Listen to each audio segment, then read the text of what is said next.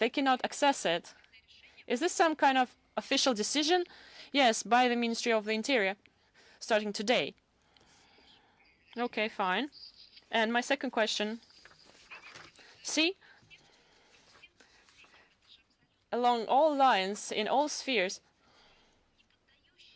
this is something hard to analyze, hard to process. How can this be possible? We live in 21st century. They shut down TV channels, but not overnight, but methodically, year after year, and do it more and more unashamedly. They block our presence in social media, in video hosting, and they banish journalists, and they declare blockades against the entire information flow, Russian language information flow with different opinions and points of view. And you mentioned me, yes, maybe in regard with the same thing, that I communicate to journalists and communicate the point of view our country holds. But what you just told me, this is news to me, and we will definitely study this. I did not know about it. Maybe this is the last-minute decision, just latest decision, which I haven't known about till now, that all Russian language sources can be blocked officially. Yes, this is today's decision. I will send you information after the briefing. But what did we expect, on the other hand? A year ago, they just went off and blocked the US president's account for nothing, and acting president. And it was done by the same people.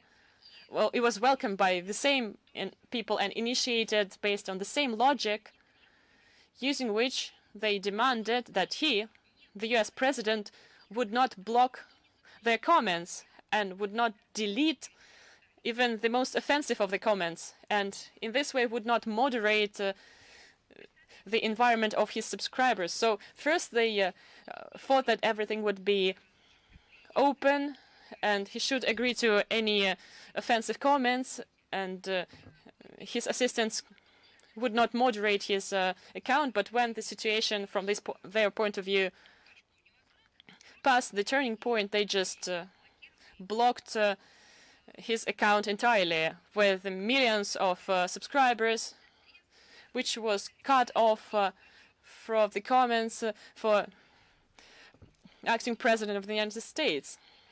This is something out of Orwell's books. And may I ask my second question? In the social media now, they write about proposals to annul visas and residence permits in the EU for Russian citizens. And if this happens, then the children of the Russian citizens which have no Russian citizenship will be in a difficult situation, and they could be taken away from their parents. Is there a possibility to give such children Russian citizenship quickly if such situation is produced? I would like to say that if the child's parents, when it's born, are Russia's citizens, receives Russia's citizenship automatically by birth. That's one thing. And the necessary formalities for obtaining Russian citizenship and obtaining a passport for a child, for a newborn, well, there are certain exceptions, but can be conducted quickly based on the workload of our relevant agencies and given the COVID restrictions. And if the child is born in a mixed marriage between Russian citizens and foreigners, this can be based on a written agreement on the part of the second parent, and the decision is made by the relevant authority on citizenship issues. And if on the day of such a request the child was under 14 years old, this decision can be made very rapidly. And if we talk about citizenship for a child between the ages of 14 and 18, the decision is made in compliance with the competent Russian authorities in up to 6 months. Thank you very much. And I think we also were supposed to have another media from Yerevan, Aravot newspaper. Do we have you here? Yes. Good afternoon. Naira Bagdasaryan. Madam Zakharova, could you please comment, is it possible to expect a scenario in which the mechanisms of organization of the collective security treaty would be involved in settling the conflicts? I would like to mention that the problem of Ukrainian settlement and the Kiev side and Minsk agreements has been mentioned repeatedly with our allies at various meetings and in our meetings with various security secretaries, defense ministries, etc. If we talk about negotiating this topic, or do you have any more specific question? No. Is it possible that they would be involved specifically? I think CSTO has committed it. I think its chairmanship has committed it, and I am ready to send you links to their declarations. Do we have here any further questions? Yes, Moscow Post. I have two questions, if you permit. My first question, OSCE mission in the report of 21st of February of this year confirmed a violation of international humanitarian law by Ukrainian military men, but during the extraordinary meeting, the Permanent Council called upon Russia to withdraw their armies and condemned the separatist formations and recognitions of such separatist formations. And how do you evaluate this? And we would like to understand what should be done by international institutions to avoid this bloodshed phase. Well, you cannot divide into black and white. Well, in some situations it might be possible, but this is not the case, and OSCE has actively worked on this issue since 2014. Upon the decision of all 57 member states, there was a special monitoring mission was deployed in Ukraine, which worked in Donbass, and there is a acting representative of OSCE, which is member of the contact group,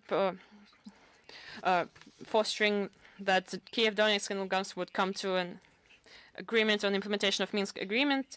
But we see that it's insufficient. There were various formats, international efforts, and many other measures. But why were those efforts insufficient? Because this organization includes 57 states, and many of them took a very lopsided, unobjective, subjective position. And I cannot even say that it's Kiev's position, because you really have to study it and analyze it, because this is not a position which would reflect the interests of Ukrainian people. Then it could be called the position of Ukrainian position. This was the position, the standpoint articulated by the representatives of the Kievan regime, which behind which we see mainly the United States. And this position was imposed, or maybe it was forced to be shared by a sufficient number of OSCE states so that they could slow down this process, which could have been very different, could have been much more efficient and dynamic, more productive if the organization worked collectively and harmoniously, if there was no lopsided interpretation imposed, if there was no politicization of the process. So what was the grain, the gist of this politically imposed position? It came down to either supporting or inspiring or justifying Kievan regime in its lack of desire to implement Minsk agreement. And monitoring mission year after year came further away from objectivity, unbiasedness, professionalism, etc. And of course, OSCE could have contributed to the conflict settlement in Donbass, but the real interest in inciting Kiev to complying with its obligations was absent, was lacking, and otherwise there would have been changes to Ukrainian constitution in 2015 already, and the border control would have been established by the Ukrainian state, and there would have been more than one election in those regions, and under the observation of ODEHR, and all of this isn't something Russia is obliged to do. Those were the objectives for the contact group, and there was Kiev on one side, Donetsk and Lugansk on another. But those objectives and the implementation of those objectives was not achieved by Ukraine over 7 years if we talk about Minsk agreements. And my second question, and the discussion regarding the genocide in Donbass was mentioned by Scholz, and Blinken has contributed to all of this. How could you evaluate it? How could you comment on it? You mean the lack of desire to see the obvious? Maybe. Because, you know, it's not the first time it happens, is it? Did they ever take a different stand on other global issues where they participated? They have destroyed people in Iraq by hundreds of thousands. They didn't even count them. At some point when they were up against the wall, just said, yes, we were proceeding based on unconfirmed data. We didn't even hear any apologies. So this is a mentality of colonial times, somewhere between the Middle Ages and colonialism. Because when there is this imaginary big white man comes to people which for some reason he thinks are worse than him in development, in civilization, in education, in culture, etc. For some reason they think they're equal, and he's not talking to them as to equals. And not even in a way he would talk to children, because they try to raise children to their level and talk grown-up talk, but talk to them as to hopeless people, you know, like beings. He called them beings.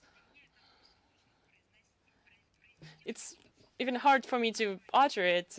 I'm not using some complicated terms, but how can you use biological terms regarding people is something I cannot even fathom. So this ideology of privilege implies that many obvious things can be ignored. And this is the same part of the concept of exclusivity. When people think they're excluded from the real world, then they don't even need to pay attention to it. And we see the same thing along in a number of questions when you provide specific facts, because we started with the questions regarding the proof of NATO's declarations on non-expansion of NATO, which were given to the Soviet representatives and to Russian. We show papers which they themselves have published, and it's not a matter of them believing it or not. They pretend not to see it, they just don't see it. And we have videos of their representatives, and we're not talking about the times of deep fakes, when documentaries were documentaries. They just don't want to see it. And the British foreign minister came here with her unforgettable visit. They asked her a question regarding whether she can confirm or rebut the existence of the British files which were leaked to internet about British interventions on the part of the official governments into our internal affairs and providing grants to mass media, political bias, etc. And she doesn't even hear this question. They ask her for the second time, detailize it, and she just doesn't even grant it her attention. So this is a classic approach when you respond, you have to be able to say yes and no, or you can just ignore it and pretend that nothing is happening. But we do know that if they don't see something, it doesn't mean that nothing is happening. And what the German side resorted to, I'm talking about jokes on genocide. On the one hand, God is their witness, and only God can judge them. We can talk about morals and ethics.